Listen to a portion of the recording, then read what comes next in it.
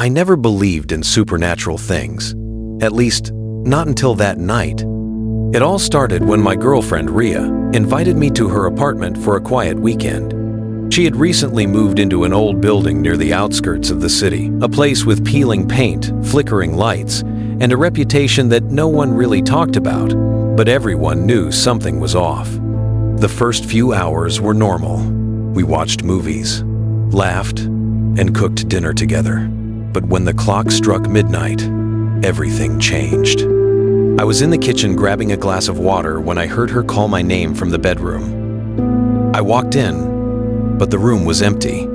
Confused, I stepped further inside, and then I saw it. The window was slightly open, even though I remembered closing it. A chill ran down my spine. The wind howled through the room, carrying with it whispers I couldn't understand. Faint, but deliberate.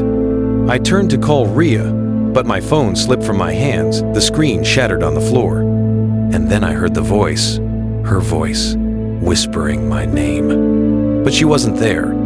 I ran to the hallway, heart pounding. Every creak of the floor sounded like a drumbeat echoing in my ears.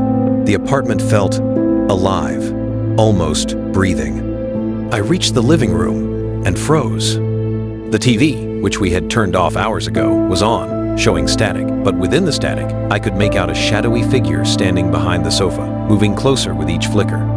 "Ria?" shouted. No answer. Only the soft sound of footsteps from the kitchen. Slow, heavy. I ran toward the sound. The kitchen was empty, but the door to the pantry was wide open. And there she was, or something that looked exactly like her, standing motionless, her eyes black, unblinking, reflecting the faint light like coals. I froze. My mind couldn't comprehend what I was seeing.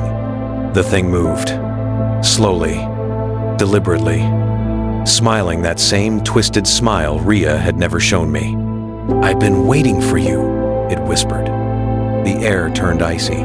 I could see my breath forming clouds, even though the room was warm. I backed away, tripping over the broken glass of my phone. The figure followed, always a few steps behind, moving silently despite the chaos. I ran to the bedroom, hoping to lock myself in. The door slammed shut behind me on its own. I fumbled with the lock, hands shaking, sweat dripping down my face. Then the lights went out completely. Darkness engulfed me, and in the silence, I could hear it Ria breathing, soft, slow, but wrong, as if someone was mimicking her. I whispered her name, hoping it was her, but the voice laughed. Low, hollow, inhuman. I grabbed the bedside lamp and turned it on. What I saw made my blood run cold. Ria was sitting on the bed, but her head was twisted backward, eyes staring at me from an impossible angle. I screamed. The lamp fell, plunging the room back into darkness. The laughter followed me as I stumbled into the hallway. I ran toward the front door, praying it was unlocked. It wasn't. The key I had left in my pocket was gone. And in the reflection of the polished floor, I saw dozens of shadows. Not just one, all moving, all grinning, surrounding me. Then, out of nowhere, I felt her hand on my shoulder. The touch was cold, like ice. I spun around, and Ria was standing there, looking completely normal, smiling, holding my hand. "Come back to bed," she said softly. But I knew better. That wasn't her. I kicked the door open, ran into the stairwell, and didn't stop until I was out on the street. The building behind me seemed to pulse, the lights flickering like a heartbeat.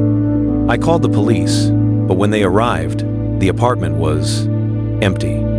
No broken glass, no shadows, no trace of the thing I had seen. Since that night, Ria's been normal, laughing, living her life.